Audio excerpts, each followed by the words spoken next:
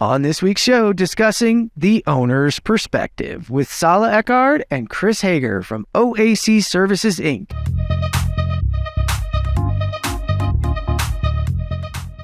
All right, well, we are back, and let me tell you, this might look a little bit different. I don't have a co-host with me today because, well, some days I'm in charge. No, actually, it's because I've got two fantastic guests, and we really wanted to be able to get both their perspectives. So some of y'all will remember Salla Eckhardt, now with OAC Services. Hey, Salla, how are you? Hi, Chess. Thank you for having me on the show today. It's been an exciting beginning of the year, switching companies and joining OAC Services as their new face as a Senior Vice President of Commercial, and switching over to the subject matter expertise side and coaching and mentoring, helping real estate owners be successful with their projects going forward. I think that's great because I think it allows you to open up and get a little bit more done. And you're introducing us to somebody new, which is what we always like. Chris, how are you? I'm doing great, Jeff. How are you doing? It's our pleasure over here to have you on, and we will get you rolling. Before we jump in and find out all the information you want to know, remember the cause of the show. I'm here with Sasha Reed from Procore.org, and we're here on the Pause for the Cause. I'm really interested, and I wanted to bring out some of the partnerships that we're adding here at the ConTech crew. So why is it important for, shows like ours and industry partners like you to really come together and tackle mental health awareness and the suicide issues that we have in the industry? It's a great question. And I think the thing to keep in mind is whenever you're talking about something as substantial as suicide awareness and as alarming as to statistics around construction being the second highest rates of suicide in industry, we'd be fooling ourselves if we thought that this was a one-player fix, meaning that it just takes one silver bullet or one easy button to solve this challenge. This is a multi-threaded challenge, if you will, and it's really something that is the responsibility of all of us to lean in, to raise awareness, to provide tools and resources, to up-level conversations we have around, in construction, we're pretty much, hey, what's my job require me to get it done at any cost? Well, we now see what the outcome of that is. So I think it's important that we partner together to really have a unified voice around why mental health awareness is important, why it matters, and how we can frankly do better as an industry. It takes each of us leaning in to really create that. I think you're absolutely right. And that's why we're changing the name of the cause for the show for the Pause for the Cause, so that we can really go after and we're not leaving preventconstructionsuicide.com and Cal Beyer. Cal started us on this awareness path. And to me, it's like, we've been looking at the symptoms for so long. It's time to look at the source of the problem itself. And so that's what we're going to be doing here at the Pause for the Cause. You never know who's going to show up. If you're listening in and you have resources and you want to bring it to us, bring it to us. This is a free partnership. It's going to take us all pulling in the right direction. And it's what I'm passionate about here and what I think the entire crew is. And you at Procore.org are as well. So you just go to Procore.com/safety-qualified. But watch, we might soon have some more resources on thecontechcrew.com. Sasha, it is so awesome to sit down with you. I'm excited for our partnership. And listen, I want to let everybody listening in know that there are resources at Procore, but there's always preventconstructionsuicide.com. Or if you need help right now, dial 988 or text from your mobile phones for instant help. Remember, we're back on YouTube. Check out youtube.com/@theConTech Make sure you subscribe so you get everything. We got new stuff coming out for you, and we might even be bringing back some old episodes. So make sure you get out there, make sure you subscribe and listen to every episode. Don't miss one. At the ConTech crew, we focus on technology that solves industry problems, and we've always believed in our sponsors. So much so that I went to work for one of them. So today, I want to talk to you about Join. Every construction project is a unique prototype, and it's actually shaped by thousands of decisions that impact the owner's business case, design, and the budget. Today, the communication driving these decisions is disjointed across all the stakeholders. Work happens in email, Excel, estimating, resulting in delays, waiting for decisions, waiting for access to information, and sometimes that information is outdated and incomplete. Managing the expectations of the team and keeping the project moving forward is a constant challenge, and a lot of times drives skepticism amongst the contributors. Join empowers general contractors to build with confidence and maximize the potential of every project by connecting these owners through new workflows that fit into your existing processes. We bring design teams and trade partners into a single platform. There's transparency and collaboration in the decision-making, which builds trusts and sets projects up for success. You might be asking yourself, do you need another tool? Well, let me tell you, Join fits in seamlessly with your processes and your other tools. In fact, we're here to help those other tools. Regardless of your estimating system or your project management process, Join will be a valuable added resource without disrupting those other systems and your teams. So listen, put your spreadsheets on ice and leave your email behind for the decision-making platform for the built environment. Learn more at join.build. All right, and we are back. So, Salla, I want to start with you right now. And you've made a jump. And tell us a little bit about why you might have wanted to make that jump and some of the reasons and what you're excited about right now. Well, some of our audience members already know that I've been building my career intentionally true to the digital building lifecycle that they've been working on for the past 4 years. And Oasis Services has been in my radar for a few years now. They have been the subject matter expert company in Seattle that everyone wants to work with. And when they had the opportunity to invite me into the team, I took that bait and jumped early this year. And now I'm excited to bring all the expertise and knowledge and experience that I've collected over the past over 20 years in architectural design and structural engineering, construction management, and real estate for the benefit of other real estate owners out there.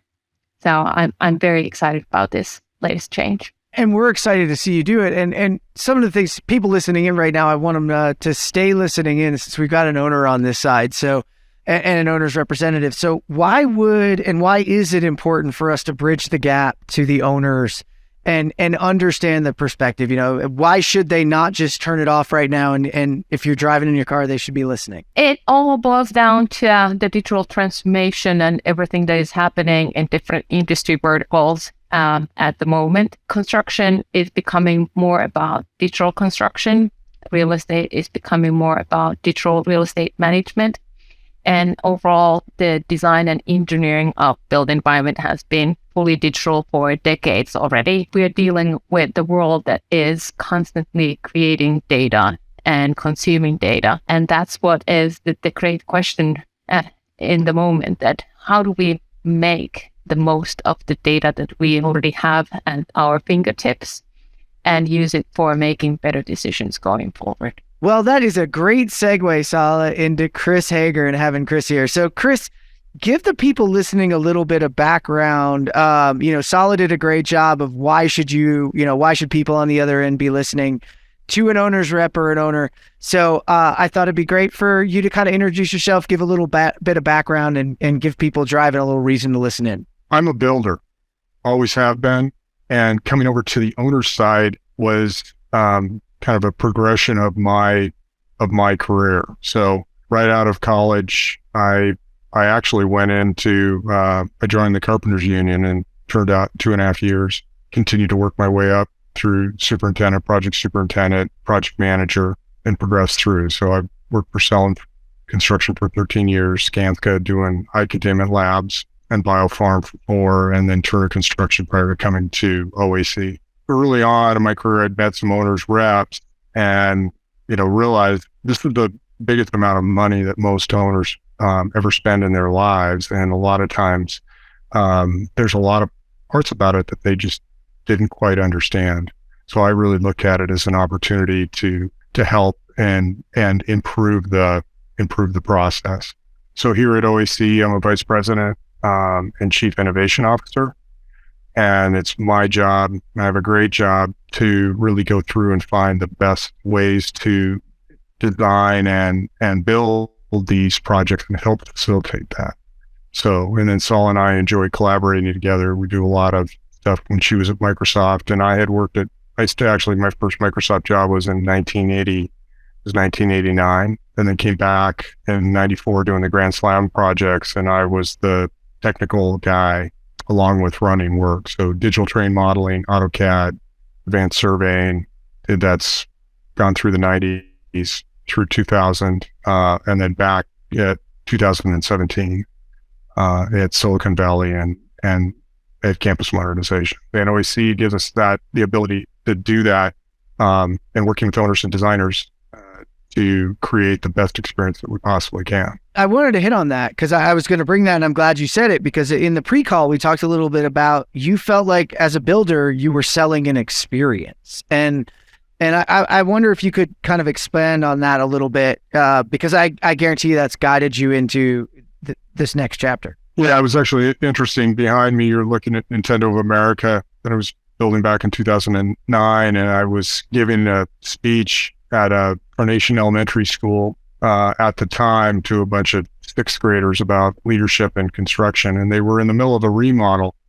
And I said, boy, this is all going to be great when it's all done. And the entire class said, no, and you're going to get the real truth from a bunch of 12-year-olds. And the other part of it too that was amazing was working for Nintendo, who produces products for children.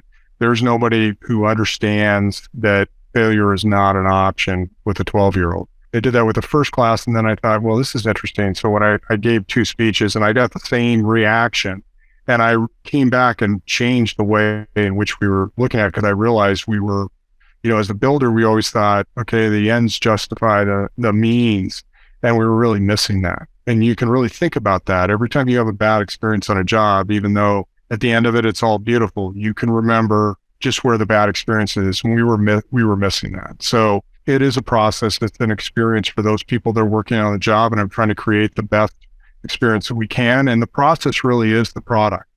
And if you have a better process, you're going to create a better product. At the end, there's some people that weren't involved in the process.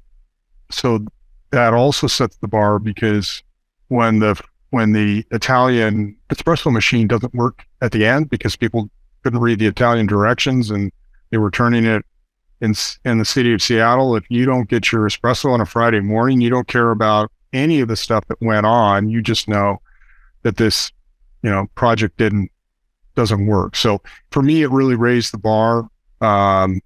And it's something that's really important to explain to everybody who works on this. And that experience works for everybody up and down. I really like that too, because I think that speaks to now, we're experiencing more and more these days that it is this experience economy, right? Like that's the world in which we live in.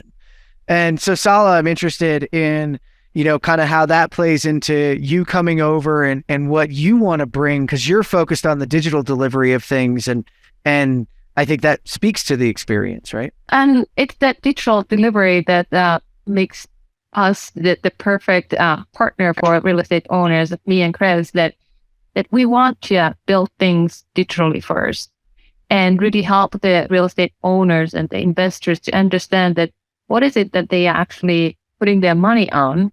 Because now, as the built environment industry is expected to develop as a smart, sustainable environment, but then there's a lot of turmoil into how people are experiencing the built environment and how long are they there to experience it. In the past, buildings were designed and engineered to last about 30 years, but then it surprised everyone that they last longer than 30 years, and that generated the entire segment of renovation construction that is now turning to deep renovations with the sustainability aspect. When thinking about like concrete and steel and all these construction materials and mass timber, we have even more layers and categories of what are we aiming to deliver as the final experience. That are we talking about more timber structures and making them sustainable, or are we talking about durable experiences and durable buildings that then last hopefully hundreds of years or maybe thousands of years? At the same time, the end user needs and expectations are changing all the time. Like Chris said, that the 12-year-olds, they have a completely different point of view into their school building than the teachers have. And they have completely different length of tenure as a building user. So then how do we balance that out? when we don't exactly know who the end users are going to be.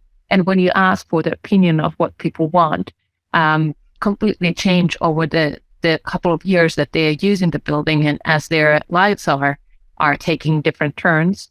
And it all kind of boils down to what data do we have available for steering the decision making? And the decision making is oftentimes boiled into the financial questions that do we have the budget to actually build the dream that we want to build, or is it that we have to compromise somewhere? And then what kind of implications those compromises have on the technical or the social performance of the buildings and the end user experiences. So we're dealing with like very, very complicated, but very, very interesting and full of opportunities world at the moment. And that's why I'm so excited to work for OAC Services and partner with Chris and his team to deliver completely new types of projects and new types of built environments and make it something that we've never experienced before. You hit on a couple of things there that I think is unique, because on its surface, listening to what you're talking about, there is a difference and it's changing the way we're looking at it. But Chris, something we talked about earlier on is the way that owners are looking at these buildings, the way that owners are looking at what they do is changing as well. And it's why what Salla's talking about is so important for builders to understand. So I want you to talk about, how they're changing their focus on this asset that they're receiving and how they're looking at it differently, because I think people need to understand that. One of the things we've been developing has been for bankers, because you're really talking about this asset and the time value of money. And so a lot of times on projects, we talk about schedule and we talk about estimate or the money, and we keep those separate. And what we really need to be looking at is dollar time in this asset, and what is this cost, and how do we increase this efficiency? Because if we don't have this built environment, our clients can't make money. And how efficient, what kind of environment are we creating for the workers for outputs, whether that's a data center or a commercial building or a factory, we have to have these things in place. It was interesting for me as a contractor. I thought I really knew what the client was looking for. It's been interesting coming over to the owner side, and I realized I didn't really understand it like I did. That the designer and the contractor, it's like your center and your quarterback, and they have to, on every play, those two touch the ball, and they have to hike it in order to move the ball down the field. So I need both, and I need them working together, that unique kind of relationship. And that's something that's really important it's a team. This is a team sport, and we're all on the same team. And a lot of times we're fighting Murphy Blah on the other side. That's kind of how I look at it. Everybody's on my team and we're just trying to avoid Murphy. But we like to blame each other for Murphy. I think the future is that we understand Murphy's going to happen, but we all have to have a layer of trust that, hey, we trust each other, and, the play's broken. We got to play a little backyard football for a little bit, right? The one thing that's interesting about the industry is, what used to be, hey, you can't get into the weeds. There's too many variables. I love the Gen Zs. They will literally say, one of my sons, or we hear them, 70 variables. And if I miss one, that could be the key variable. So that's the one part where the technology and us as the baby boomers, we don't get to play the ball of, hey, this is too complex. These guys, some of the stuff that they're able to come up with, we should start to take a lot of these variables out. And that's one of the things that we're really working on is, the prediction of weather, tying into supply chain. We track ships coming from China. I can give you the length and times and the standard deviations. So that's the other thing that's really interesting about this, is really getting everybody into the game and getting certain people, bringing people into this big head cross-functional team that have never had a place at the table to really solve the problem. It creates a great environment for Salla, for someone like you who thinks on that scale, who thinks on that digital level. So I'm interested, as you hear Chris talk about that, you're chomping at the bit for like things you can do. I mean, Chris, you talked about the, knowing your supply chain, knowing your standard deviations, and Salla, I'm interested, what are your thoughts on, how that gets reflected? Those 70 different things you've got to control gives you some opportunity. Absolutely. And it's about that opportunity that with what Chris has developed and what he continues to create for the industry as an industry pioneer is that we're taking out the feelings and the emotions out of the equation. That the built environment industry is very opinionated industry, and it has a lot to do with what you've learned in the past and how you navigated similar situations in the past. So then you have your opinion of what needs to be done next, and it's kind of based on your gut feeling.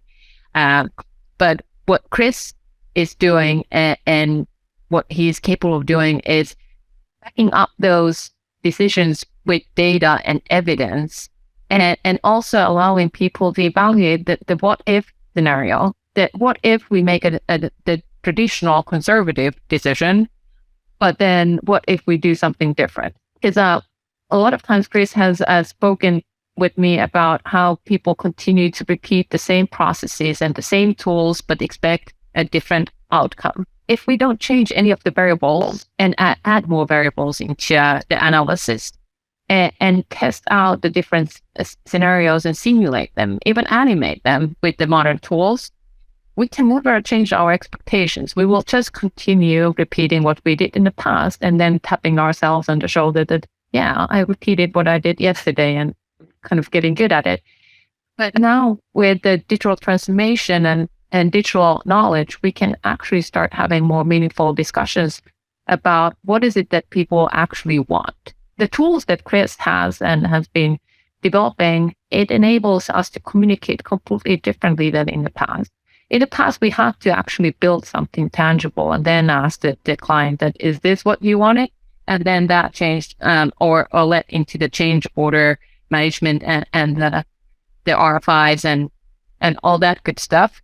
But now we can literally create visual data in the format of building information models or digital twins and the metaverse. But then we can do all kinds of data visualizations that then show us the graphs and show us the proof in the pudding that what is it that we are actually talking about, and not only reflecting what happened in the past and glorifying that we have a lot of historical data to show how things went, but now we can start forecasting things. And that's what I'm really excited about, that we can leverage the data that we've accumulated from the past to create a trajectory that where are we actually heading towards? Are we on the right track? And are we on budget? Are we on time? Are we actually achieving what we are set up for? And then what happens next? The built environment is never finished. It's never done. It continues to change. So we are living in very interesting times at the moment, that now we have the technology and tools and the new generation of people that are wanting to do things differently, and we can do it together and create the knowledge transfer that is needed between the generations. Leaving it behind and kind of democratizing that information, because that is one of the problems we have in the industry in and of itself, is that we have more people leaving than we have coming in, and we've got to, even if we balance that out, we've got to get that information to them, and it's in the form of data. And I want to stick to the data. You hit a couple things I'll come back to in a minute, but I want to stick with the data because I know, Chris, that the focus on data has really changed the focus from an owner's perspective, and again, impacting the asset itself. We talked a little bit about this in the pre-call. So talk to me a little bit about data when it comes to owners and what their expectations are and how that plays a role. That's a really important change, Jeff, that's happening now, is that the clients are starting to transition where the data is more important than the physical asset. If we're talking about a commercial owner that wants to lease out the space and if one person has a digital twin or has a true as-built BIM model, that space is actually more valuable to somebody that's going to lease it because they've got to do some sort of design, as opposed to somebody who really doesn't have that, or even has what's called as-built, right? But as-built are really, the one thing we can agree on is as-built are a measure of failure. It's a failure of the design to be built or the builders to build to the design, right? We all can seem to agree on that. We finish these projects out and then we go back and laser scan them because nobody believes it. And yet Salla and I just, finished a project where we actually left the breadcrumbs of having stuff truly digitally shot that digital truth and photogrammetry and stuff is really starting to change that. And then the other part that we're seeing, whether that's even JP Morgan Chase we're in a meeting a couple months ago where clients are starting to realize for serial builders, the information, the knowledge is going away when people retire or they pass away. And that they're spending billions of dollars and losing time trying to get this stuff restarted. That's a critical one. The other thing that we're starting to see is this. These structures that are being built, they're computers. We're actually all in the computer industry. This is fly-by-wire is really what's going on here. And you can't, to an old builder, you might be able to get, 30 years ago, get on the HVAC, turn on the HVAC system or an AHU on the roof by hand. You cannot do that now with, say, a modern air handling unit or even a chiller or a boiler. You need all this electronics. So the part of finishing this out, turning this over 60 days after we give C of O and we turn the building over to you, the data and the digital information really needs to come at training. It'd be the same thing as you were driving an F-150 pickup truck and we gave you an F1 race car. And that's what's really happening when we're turning this stuff over. That's one of the things that the builders need to really understand.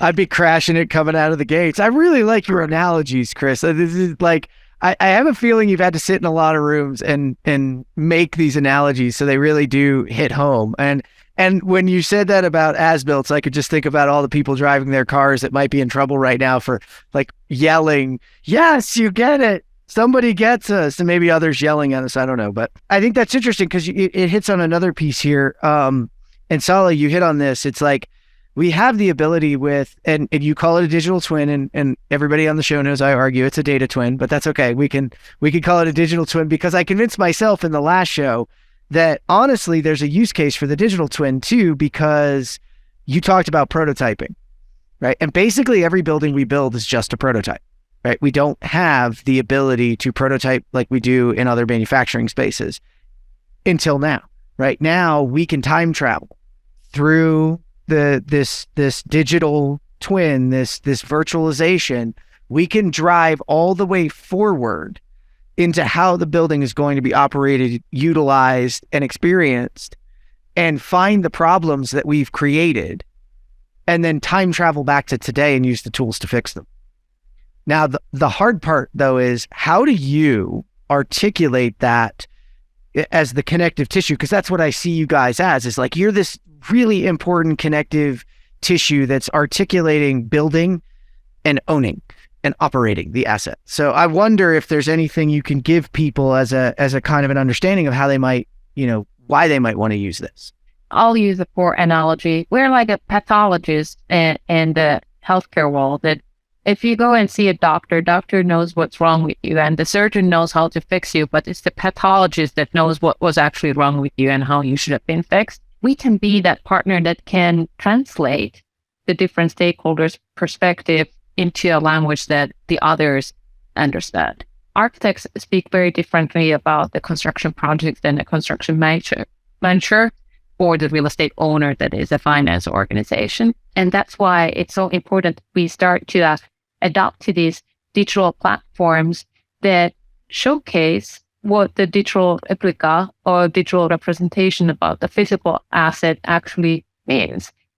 What is the context of the data that we are measuring in the real world, so that we are not only looking at graphs or Excel files and driving based on what we see as a dollar value, but we can then link it back into the actual geometry and figure out how that geometry is then connected to a much bigger entity, and what happens if that asset breaks or has a flaw or something happens, that how big of a deal are we talking about?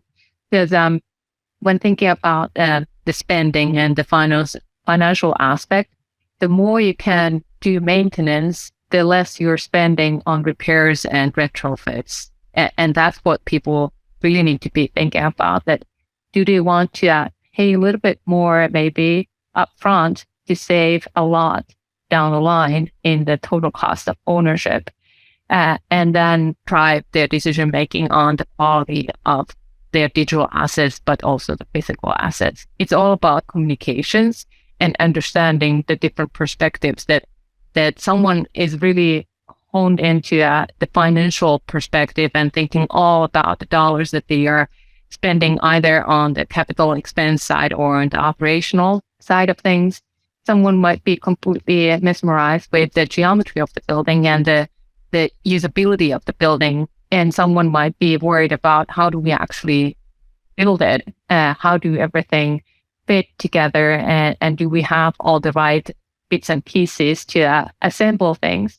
So they have very different perspectives into the same problem, that what kind of built environment are we developing, and how do we keep up with the changing end user needs? Every time that we create something, the use case or the need for it has already changed. And that's why these digital platforms, they are a very important key for us to understand what the future might look like and what's the cost of the future. The labor cost and the materials cost continue to increase, and we've all seen what happened in the past 3 years for various reasons. Those are factors that we don't have the crystal ball for, but we do have the data, and we can create the projections and then have the open discussions that what does it actually mean for the different stakeholders and how might they navigate the problem that we are trying to resolve. You hit on a complicated set of topics there on how we can look at, constructability versus total cost of ownership versus maintenance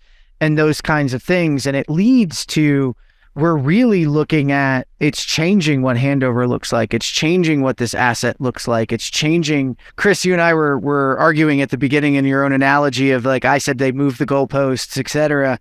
But I'm interested in, you said they've changed it. Like in the old days, the C of O was one thing and now it's something completely different. So I'm interested in, how Salla talks about all those different things. That now drives a different end product.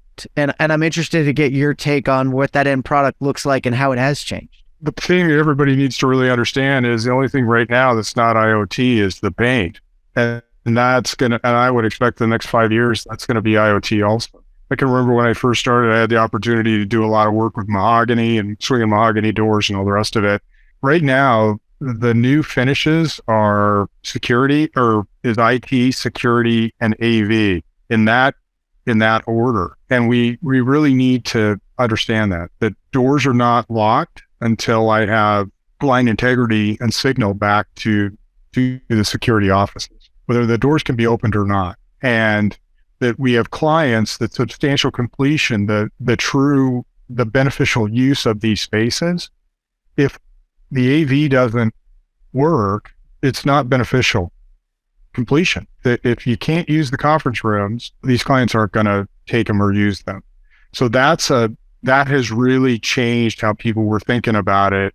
It's this part of it used to be C of O, but it's really understanding the in-service date. When can I have bodies and seats? When does this stuff all work? And that's changing schedules. People don't realize, like Salla was talking about, so if we're burning $1 million a day, that's $35 a second. I have a lot of jobs that did that. We had a job that they were burning 13 cents a millisecond. 13 cents a millisecond. People have no idea how much money is being spent out there, and there's no time out. I mean, this is like going into surgery, right? Nothing would be worse than you're in the middle of surgery, the anesthesiologist, backs off on the laughing gas, and suddenly the doc's going, hey, we've got a change order here for you because there's something else that we found, and I've got a RFI question that I need to go back and ask about. There's no stopping. So one of the things that's happened is everybody kept having this idea of, hey, we'll kind of build the plane while we're flying. You need to know up front. And then the other part with the time value of money, and because it's gotten so much more expensive, we have clients that are spending, just the cost of money is $15 million a month. So that's why, hey, do we need to do this stuff? Do we need to look at this stuff differently? I think the other thing that's really interesting is we're able to find things now, especially against like the Gen Zs, where we're pulling a lot of data in, but it's really the analysis of it, where, I was learned by Socratic method. I'd have some hypothesis. The unfortunate part is that hypothesis starts to have me have biases. Whereas I've learned some of my Gen Zs, hey, we'll pull this data in, and I'm starting to see things that, if I've been doing this for 33 years, that I'd never seen before. I mean, I literally on cash flows, we were doing something. I said, hey, can we do this with time? My mentors told me in 94, he said, Chris, you got to bring these jobs out of the ground fast, and you got to run them hard all the way through. And I have a graph that proves the old man was right, and I thought, wow, too bad he's not here. Hopefully he's looking down. But that's what we can start to do here for the future. And then, like Salla talks about with BIM, it fits into ESG. If I'm bringing 5 to 10% extra material to the job site and doing the work there, that means I'm handling 10, because I got to bring it in and I got to bring it out, that, I'm handling 10 to 20% extra. Plus I paid for all this extra part. So there starts to be beneficial parts of this with ESG, additional carbon, material handling, all of that. We're trying to build smarter, not harder. Now, we do need to be more sophisticated. There's a few more equations that we need to work on, but that's what we're doing. And then I think I like what you said. Our legacy used to be the people that we pass this down to. Who did I learn from? I stand on the shoulders of this person, or it's left on the job. What we need to do is the great designers and builders, we need to transfer this in code. Yep. It's really the code of the program that passes on to the next gen. And then they start out a lot higher, and then and that's how we continue to improve. And I think that's what we're trying to do, is to get it in the code, because we also have a lot of people that they want to contribute. I have a good friend who's one of my best friends, who's an iron worker, and he's just turned 60. He's like, I got a lot of good stuff that I could teach people, but I just can't, they don't want to hear from me anymore. And that we need to capture that. Yeah, we can't let that go. I mean, we've got to. I love that you said build it in the code. We've always said democratize over here, but building it into the code. And I think of that on like so many different levels for it is what we need to do to really advance. And I visibly laughed. So if you guys were watching on YouTube, you saw it, because I was just at MEP Innovations and we had this discussion. You were talking about material handling, and somebody went, well, if we're in the trust tree, like we just buried a lot of that on the job site, like literally buried it so that they didn't have to pay to transport it out. And then this other guy went, man, do you know how many times I've gone to dig at places and found just leftover pipe that somebody just buried? And I was like, this is a thing? I did not know that was a thing. And evidently it is. So, and that's like burying dollars and waste, et cetera. So there's a lot of room for us. And I love that you said we're building computers, because that was something, Salla, I don't know that you know this or not, but when we had you on Disjointed and you talked to me about it, and you already mentioned the 12-year-old elementary school today, that the buildings that you were building when you were there were not for today's people. It was for the 12-year-old today to recruit them to come to those buildings in the future. And I think ESG and other things like that are going to be what our Gen Zs and Gen Ys or whatever comes next care more about, right? This next generation can see what we've done to our environment, and they will use their money and spend their money based on that. So I think it's a real quality point for us to really focus on what those assets are becoming. We're getting close to the end, so I want to give each of you an opportunity to sort of remember, you're talking to a lot of trade partners out there, you're talking to a lot of general contractors out there, and I really want this show, and no offense, but it's part of my day job at Join, right? We are this translation layer that happens. We are really embedded, and we believe you're right. It's the communication, collaboration, the trust that happens between all of these stakeholders that makes the experience so different. I want you to talk to them about, and these builders about, how they can make a few great steps forward. How, if they were walking into your office, Chris, and they were new and just refreshing and saying, what can I do? What words of wisdom do you have for them? And Salla, you get a chance to think. So I'm going to put this on Chris first. I think one of the first and most important things that I always want to know is show me your work. show me your plan. If I was talking to a GC or I'm talking to anybody in this, I got a 50-50 chance of you doing it right. I'm looking for the best planners and people who can execute the work possible. And there's too often where people are like, hey, I'm going to go out and just do this and we're going to hope for the best.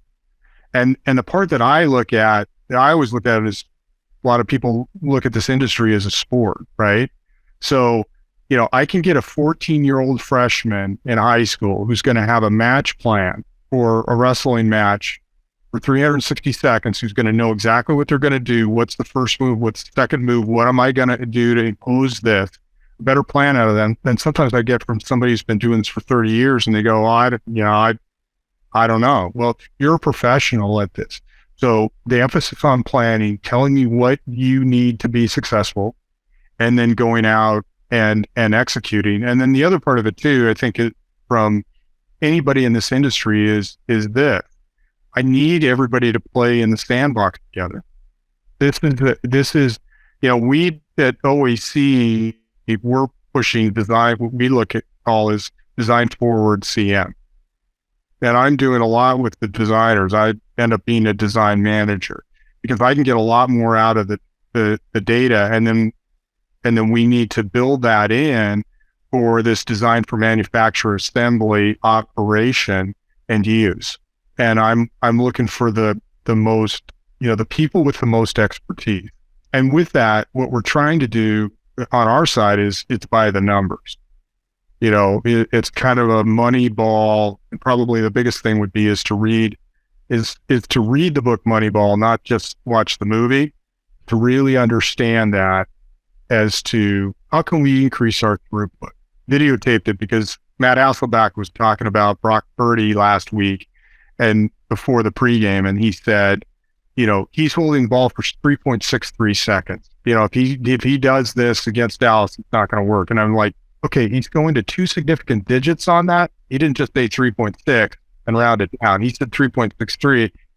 I called a couple of friends, but I said, listen, when we're burning $35 a second, this is how we need to be talking about with the work that we're doing. Those are the kinds of people that I want to hear from.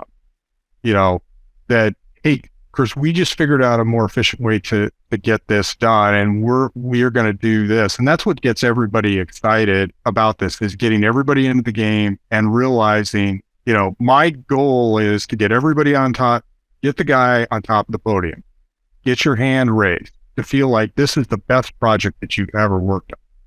And that's for everybody on the job. Everybody from beginning to end. And that's the difference in that change that goes back to your beginning. Your need and push to change the experience as a builder has transformed and gone to this next level of like, I want this experience to be different for everyone.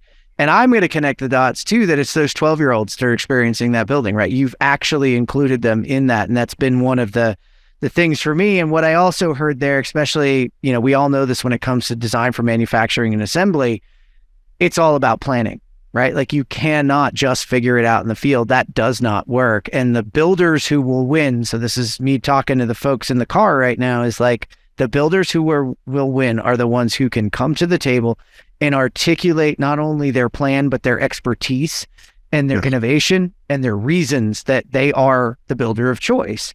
And that's the ones we're going to take risks on. And that's what we have to do. And that's what the industry needs to do. I mean, it's back to like, I think this was Einstein, is like, if I have an hour to work on a problem, I'll spend 55 minutes defining the problem and 5 minutes on the solution. Well, if we can plan for way more time, we can execute far faster. And that is the throughput you're looking for. So Chris, I got you there with something. I'll get you something. I'll give you another second, Salla. I think that was the perfect summary that what Chris was talking about. And in my words, is that the best practice is based on understanding the theory. And that's what I see as the opportunity for people that have already put in more than half of their career into field operations and doing things and being the practical lead, etc.